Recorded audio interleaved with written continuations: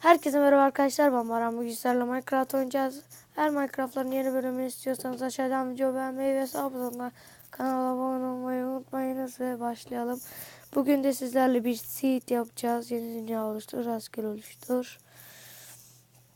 Hayatta kalma yapmayacağız çünkü seed'i bulması biraz zor oluyor. Yaratıcı hileler açık olmasın. Doğuma gidiyoruz her zamanki gibi. Şimdi de arkadaşlar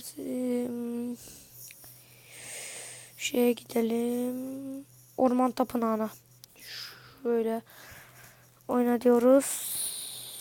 Videoyu durdurup siz de bakarsınız. Şöyle arazi oluşturuluyor. Dünyada oluşturuluyor ve bitti. Şimdi bunu orman tapınağına bakacağız. Şöyle bir yükselelim. Belki yükseklikten bulunur. Orman da orman. Arayalım. Şöyle gidelim bakalım. Yakınlarda bir yerdedir ya. Burada da bayağı uzun ağaçlar var. Aha buldum valla. İn aşağı. Bu mu orman tapınağı? Bence budur, baksanıza. Bunlar ne la?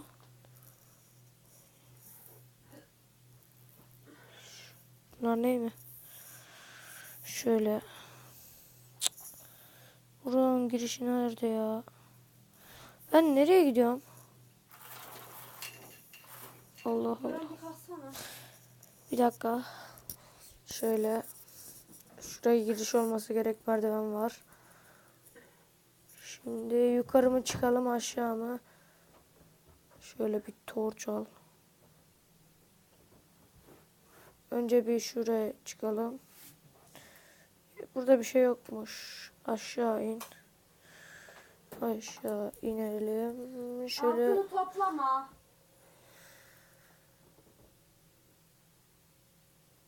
Gidelim. Özür dilerim arkadaşlar, annemin sesi geldi. Şöyle şuraya da torç. Vallahi bir chest. Şöyle şöyle al hepsini, al. Bir de eğer çıktı. Aman boş yere bulduk orman tapınağını. Şimdi birazcık gezelim orman tapınağı. Bunlar ne? Torçla yapma. İndir. İndir şartelleri. Şu diğer şeye gidelim. Şunlar ne? Bakın buralarda şarteller var. Orada bir şey oldu.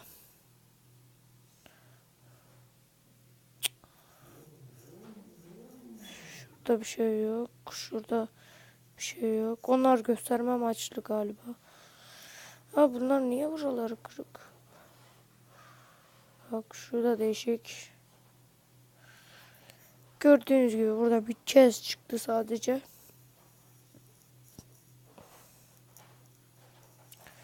Çıkışı neredeydi bunun? Bizim klasik şeyimizi yapalım. İzleyenler bilir.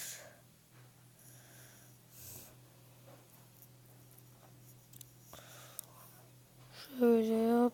Gez. Bu kadar galiba. Şöyle bir uçalım. Ama güzel. Başka var mıdır? Bir arayalım. Bir tane koymazlar ya galiba.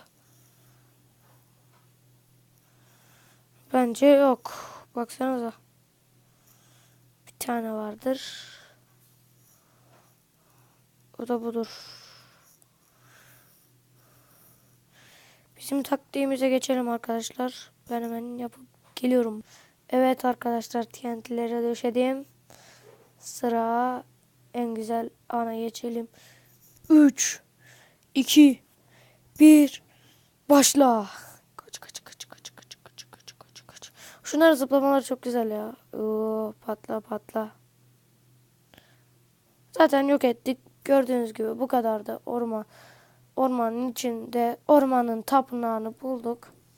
Bir fazla aradık fazla şey olmadı. Bu seedlerin hepsini gösterip diğer seedleri de geçmeyi unutmayacağım. Neyse arkadaşlar, umarım beğenmişsinizdir. Aşağıdan videoyu beğenmeyi ve sağ butondan kanala abone olmayı unutmayınız ve bay bay.